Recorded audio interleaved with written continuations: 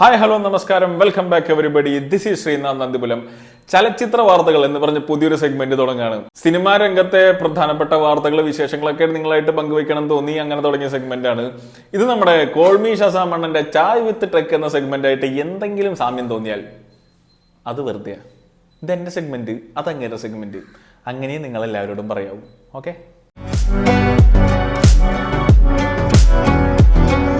അപ്പൊ കൂടുതൽ വർത്താനങ്ങളില്ല, നേരെ പരിപാടിയിലേക്ക് കടക്കാം.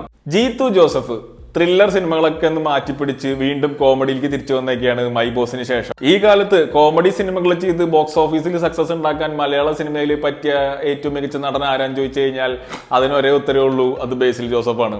ബേസിൽ ജോസഫാണ് ഈ സിനിമയിലത്തെ നായകൻ. നുണക്കുഴി എന്നാണ് സിനിമയുടെ പേര്. സിനിമയുടെ ടീസർ ഇറങ്ങിയിട്ടുണ്ട്. മലയാള സിനിമയിൽ കോമഡി ചെയ്യാൻ പറ്റുന്ന അത്യാവശ്യം ആൾക്കാരെയൊക്കെ ഉൾക്കൊള്ളിച്ചിട്ടുള്ള ഒരു പടമാണ് നുണക്കുഴി എന്നാണ് കണ്ടപ്പോൾ മനസ്സിലായത്. ഗ്രേസ് ആന്റണിക്ക് ഈ സിനിമയിലുണ്ട്. പടം എങ്ങനെയാണെന്നറിയില്ല, എന്തായാലും ടീസർ കൊള്ളാം. നുണക്കുഴി യൂട്യൂബിൽ സെർച്ച് ചെയ്ത ടീസർ കിട്ടും, ഒന്ന് കണ്ടു നോക്ക്. പിന്നെ ഈ ആഴ്ച ഒരു റേഡിയോ സിനിമ ഇറങ്ങിയിട്ടുണ്ട്. നമ്മുടെ ലാലേട്ടൻ മോഹൻലാൽ ആളുടെ ലൈഫിൽ ആദ്യമായിട്ട് അഭിനയിക്കുന്ന ഒരു റേഡിയോ സിനിമയാണ്. അതായത് വിഷ്വൽ ഇല്ല, ശബ്ദം മാത്രമേ ഉള്ളൂ. എയ്ഡൻ ദ AI സ്പിരിറ്റ് എന്നാണ് ആ സിനിമയുടെ പേര്. ഞാൻ കേട്ടു നോക്കി, സംഗതി കൊള്ളാം. നമുക്ക് നന്നായിട്ട് വിഷ്വലൈസ് ചെയ്യാനൊക്കെ പറ്റുന്നുണ്ട്. അതിലത്തെ ഇൻസിഡൻസ് ഒക്കെ ഭയങ്കര ലോജിക്കൽ സംഭവമായിട്ടൊന്നും കാണാൻ നിൽക്കണ്ട, ഒരു ഫൺ പരിപാടിയായിട്ട് കണ്ടാൽ മതി. നല്ല രസമുണ്ടായിരുന്നു. പണ്ട് കാലത്ത് ഈ ശബ്ദരേഖ അതുപോലെ റേഡിയോ നാടകങ്ങളൊക്കെ കേട്ട് നൊസ്റ്റു അടിച്ചിരുന്ന 90s 80s കിഡ്സിനൊക്കെ സംഗതി നന്നായിട്ട് റിലേറ്റ് ആവും. അല്ലാത്തവർക്കും ഇഷ്ടാവും, അങ്ങനെയല്ല, പക്ഷെ അങ്ങനെ ഒരു ജനറേഷൻ ഉണ്ടായിരുന്നല്ലോ, അവർക്ക് എന്തായാലും ഇഷ്ടാവും വഴിയുണ്ട്. എല്ലാവരും ഒന്ന് കേട്ട് നോക്കിക്കോ. ക്ലബ് ഓഫ് എമ്മിന്റെ യൂട്യൂബ് ചാനലിൽ ഈ സംഗതി കിടക്കുന്നുണ്ട്, അല്ലെങ്കിൽ സ്പോട്ടിഫൈ അങ്ങനെയുള്ള എല്ലാ സ്ട്രീമിംഗ് സർവീസിലൊക്കെ ഉണ്ട്. അപ്പൊ കേട്ട് നോക്കിയിട്ട് അഭിപ്രായം പറ. പിന്നെ എല്ലാവരും കാത്തിരുന്ന ആ റിലീസ് വരികയാണ് ജൂലൈ 26 ദേവദൂതൻ. സിബി മലയിൽ സംവിധാനം ചെയ്ത ഈ സിനിമ പണ്ടിറങ്ങിയപ്പോൾ പൊട്ടിപ്പൊളിഞ്ഞു പോയായിരുന്നു. പക്ഷെ അതിനുശേഷം TV-യിലും VCD-യിലൊക്കെ കണ്ട് ഒരു കൾട്ട് ക്ലാസിക്കായിട്ട് മാറി ഈ പടം. അതിനുശേഷം കുറെ കാലം ഈ സിനിമ റിലീസ് ചെയ്യണം എന്നൊക്കെ പറഞ്ഞ് പലരുടെയും ആവശ്യം സോഷ്യൽ മീഡിയയിൽ ഇങ്ങനെ ഉയർന്നു പൊങ്ങിയിരുന്നു. അവസാനം അതിന്റെ മേക്കേഴ്സ് അത് വീണ്ടും റിലീസ് ചെയ്യാൻ തീരുമാനിച്ചിരിക്കുകയാണ്. ജൂലൈ 26 റിലീസാണ്. പൂവേ പൂവേ പാലപ്പൂവേ എന്ന് പറഞ്ഞ ആ പാട്ടൊക്കെ 4K വീണ്ടും അവർ ഇറക്കിയിരുന്നു. അതിന്റെ ട്രെയിലർ വന്നിരുന്നു.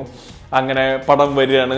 ഏറ്റവും പുതിയ വാർത്ത കേട്ടത് സിബി മലയിൽ ആ പടത്തിന്റെ ഒരു 30 മിനിറ്റ് ട്രിം ചെയ്ത് കളഞ്ഞു എന്നുള്ളതാണ്. അതായത് സിനിമയിൽ വർക്കായി തോന്നാത്ത, ഒരുപക്ഷെ ക്രിഞ്ചായി തോന്നിയേക്കാവുന്ന കോമഡി ആക്ഷൻ രംഗങ്ങളൊക്കെ കളഞ്ഞേക്കാം എന്നാണ് ഏറ്റവും പുതിയ വാർത്ത. എന്തായാലും അത് നല്ല കാര്യമായിരിക്കും, നല്ലൊരു അനുഭവമായിരിക്കും തിയേറ്ററിൽ. അറ്റ്ലീസ്റ്റ് വിദ്യാസാഗറിന്റെ എന്തരോ മഹാനുഭാവലു എന്നുള്ള ആ വേർഷൻ കേൾക്കാൻ തന്നെ അടിപൊളിയായിരിക്കും. ഒരു നല്ല ഡോൾബി അറ്റ്മോസ് പാക്കഡ് തിയേറ്ററിൽ സൂപ്പർ ആയിരിക്കും. അപ്പൊ എന്തായാലും എല്ലാവരും പോയി കാണണം. ഞാൻ എന്തായാലും പോകുന്നുണ്ട്. ഈ റിലീസിന്റെ കാര്യം പറഞ്ഞപ്പോഴാണ് മറ്റൊരു പടം കൂടി വീണ്ടും റിലീസ് ചെയ്യാൻ ഒരുങ്ങിക്കൊണ്ടിരിക്കുകയാണ് 4K അറ്റ്മോസിൽ. അത് വേറെ ഒന്നുമല്ല, നമ്മുടെ സ്വന്തം മണിച്ചിത്രത്താഴാണ്. മണിച്ചിത്രത്താഴിന്റെ റിലീസും ഇതുപോലെ ഒരുപാട് കാലങ്ങളായിട്ട് ആവശ്യപ്പെട്ടുകൊണ്ടിരുന്ന സംഭവമാണ്. ചിങ്ങം 1 ഓഗസ്റ്റ് 17 വേൾഡ് വൈഡ് റിലീസ് വരാൻ പോവാണ്. ഓണത്തിന് വേറെ മേജർ റിലീസുകളൊക്കെ വയ്ക്കാണ്ടിരിക്കും നല്ലത്. കാരണം ദേവദൂതൻ ഒരുപക്ഷെ എല്ലാ ഓഡിയൻസും പോണമെന്നില്ല. ഫാമിലി ഓഡിയൻസ് ഒക്കെ കയറില്ല എന്നുള്ള കാര്യം ഉറപ്പില്ല, കയറുമായിരിക്കും.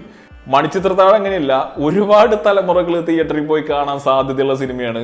ഓണത്തിന് അത്യാവശ്യം കളക്ഷൻ വാരുന്ന പടങ്ങളിൽ ഒന്നായിരിക്കും മണിച്ചിത്രത്താഴ് 2024. ആലോചിച്ചാൽ മതി.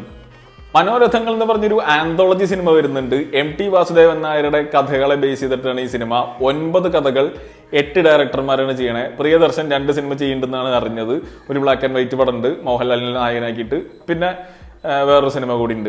അതായത് മോഹൻലാല്, മമ്മൂട്ടി, ഫഹദ് ഫാസിൽ, പാർവതി, ആസിഫ് അലി, ഇന്ദ്രജിത്ത്, ദുർഗാകൃഷ്ണ, സിദ്ദിഖ്, അങ്ങനെ ഒരുപാട് ആൾക്കാർ ഫീച്ചർ ചെയ്യുന്ന ഒരു ആന്തോളജി സിനിമയാണ്. അപ്പോൾ സംഗതി പൊളിയും. C5 ആണ് ഇതിൻ്റെ റൈറ്റ്സ് വാങ്ങിയിരിക്കുന്നത്. ഓഗസ്റ്റ് 15 തൊട്ട് C5 ഈ പടം സ്ട്രീം ചെയ്യുന്നതാണ് പറഞ്ഞത്. ഒറ്റ സിനിമയാണെന്നാണ് അറിവ്. ഇനി 9 സീരീസ് ആണോ എന്ന് അറിയില്ല, 9 എപ്പിസോഡുള്ള സീരീസ് ആണോ എന്ന് അറിയില്ല. സിനിമയാണെന്നാണ് മനസ്സിലാക്കിയത്. എന്തായാലും ഉഷാറായിരിക്കും എന്നാണ് തോന്നുന്നത്. നമ്മുടെ തമിഴ് സിനിമാ നടൻ ധനുഷ് സംവിധാനം ചെയ്യുന്ന സിനിമയാണ് രായൻ. രായന്റെ ട്രെയിലർ പുറത്തു വന്നു. ഇൻക്രെഡിബിൾ വിഷ്വൽസ്, സിനിമാറ്റോഗ്രാഫി വേറെ ലെവലാണ്. അതതിന്റെ ലൈറ്റിങ് അങ്ങനത്തെ കാര്യങ്ങളൊക്കെ കണ്ടാൽ അടിപൊളി. അതുപോലെ തന്നെ സിനിമയിൽ ധനുഷ് തന്നെയാണ് നായകൻ.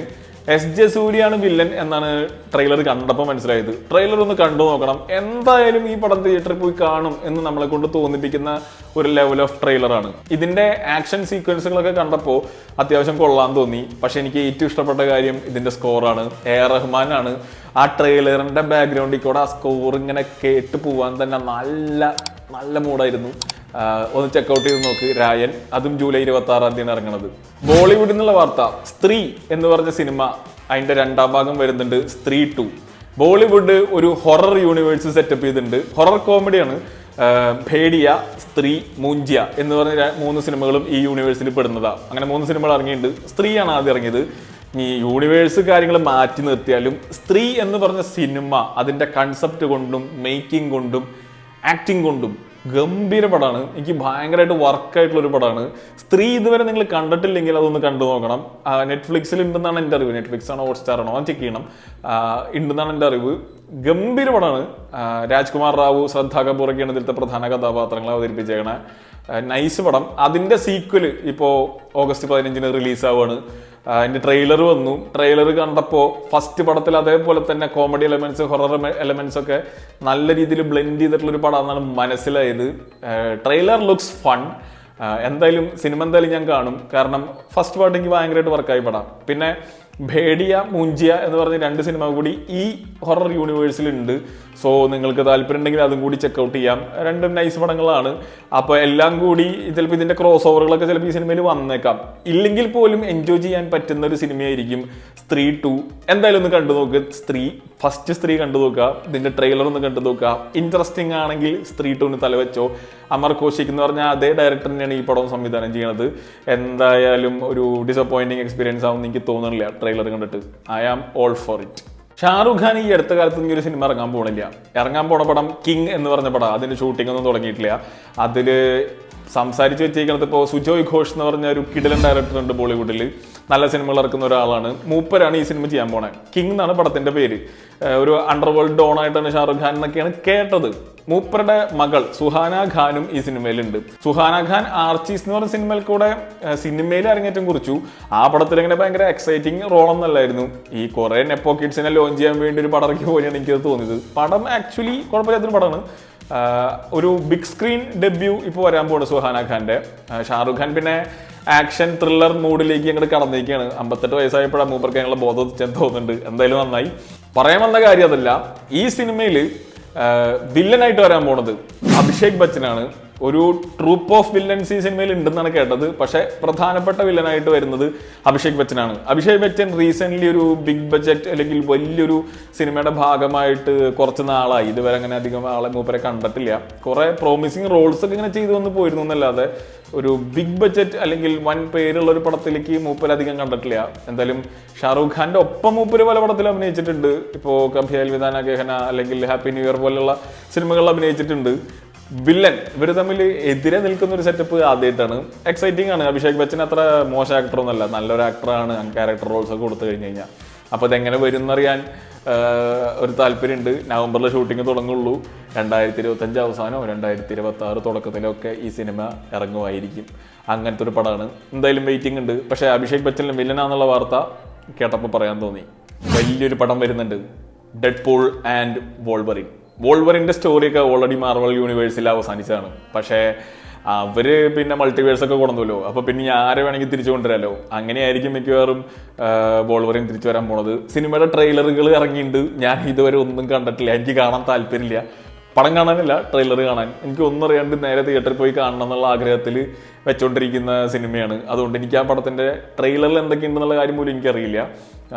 എന്തായാലും എക്സൈറ്റഡ് ആണ്. കാരണം 2 കിഡിലൻ ആർട്ടിസ്റ്റുകളാണ് ഈ 2 കഥാപാത്രങ്ങളെയും പ്ലേ ചെയ്യണത്. സോ തിയേറ്ററിൽ കാണാൻ നല്ല രസമായിരിക്കും. ഞാൻ ഈ പടം ഫസ്റ്റ് ഷോ ബുക്ക് ചെയ്തപ്പോൾ തന്നെ ഡെഡ്പൂളിന്റെ ഒരു മെസ്സേജ് ഒക്കെ വന്നിരുന്നു, മോനെ നീ മുത്താണ്, ചക്കരയാണ്, പൊന്നാണെന്നൊക്കെ പറഞ്ഞിട്ട്. അല്ല, അത് അവരുടെ ഒരു മാർക്കറ്റിംഗ് ക്യാമ്പയിനാണ്. ഈ സിനിമ കാണാൻ പോകുന്നവരോട് എനിക്ക് പറയാനുള്ളത്, നിങ്ങൾ എക്സ്മെൻ സീരീസിനെ പറ്റി അവെയർ ആയിരിക്കണം. പറ്റുകയാണെങ്കിൽ എക്സ്മെന്റെ എല്ലാ സിനിമകളും കണ്ടാന്നുള്ളത്. മിക്കവാറും കുറവരൊക്കെ കണ്ടിട്ടുണ്ടാവും. കണ്ടിട്ടില്ലെങ്കിൽ പോലും വോൾവറിൻ ആരാണ് എന്താണെന്നുള്ള കാര്യമൊക്കെ ഒന്ന് മനസ്സിലാക്കി വെച്ച് കഴിഞ്ഞാൽ നല്ലതായിരിക്കും. അതിനേക്കാൾ കൂടുതലായിട്ട് ഈ ലോക്കി എന്ന് പറഞ്ഞൊരു സീരീസ് ഹോട്ട്സ്റ്റാറിൽ റൺ ചെയ്യുന്നുണ്ട്. ലോക്കി 2 സീസൺ ഉണ്ട്. ആ ലോക്കി സീരീസ് കാണുന്നത് എന്തായാലും ഈ സിനിമ എൻജോയ് ചെയ്യുന്നതിനെ ബാധിക്കും. കാരണം ഈ മൾട്ടിവേഴ്സ്, ടൈം ലൈൻ, അങ്ങനത്തെ കുറെ കാര്യങ്ങളെ പറ്റിയുള്ള അതിൻ്റെ ഒരു കൺസെപ്റ്റ് കൃത്യമായിട്ട് പറയുന്ന ഒരു സീരീസാണ് ലോക്കി.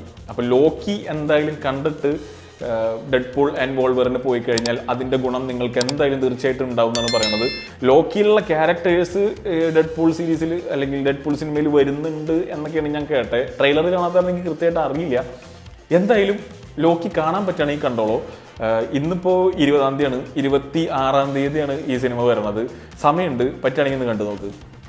അപ്പോൾ അതൊക്കെയാണ് ഇപ്പോഴത്തെ പ്രധാനപ്പെട്ട വാർത്തകൾ. ഇതൊരു സ്റ്റാർട്ടിങ് എപ്പിസോഡായതുകൊണ്ട് ഞാൻ കാര്യമായിട്ടുള്ള വലിയ ന്യൂസുകളൊന്നും ഇറക്കിയിട്ടില്ല. ഒരു ടെസ്റ്റ് ഡോസാണ്. ഇതിനെപ്പറ്റി നിങ്ങളുടെ അഭിപ്രായം പോലെ ഇരിക്കും എൻ്റെ അടുത്ത എപ്പിസോഡുകൾ. അതായത് ഞാൻ ചെയ്യില്ല എന്നല്ല, ഇതിനെപ്പറ്റി പൊട്ട പറഞ്ഞു കഴിഞ്ഞാൽ ഞാൻ നല്ലതാക്കി ചെയ്യും, നല്ലത് പറഞ്ഞു കഴിഞ്ഞാൽ കുറച്ചും കൂടി നല്ലതാക്കി ചെയ്യും. എന്തായാലും ഞാൻ വീണ്ടും അടുത്ത എപ്പിസോഡായിട്ട് വരും, ആ കാര്യത്തിൽ സംശയമൊന്നുമില്ല. അപ്പോൾ അങ്ങനെ ആവട്ടെ, എല്ലാവരും അടിപൊളിയായിട്ടിരിക്കുക. അടുത്ത എപ്പിസോഡായിട്ട് വീണ്ടും വരാം, കാണാം.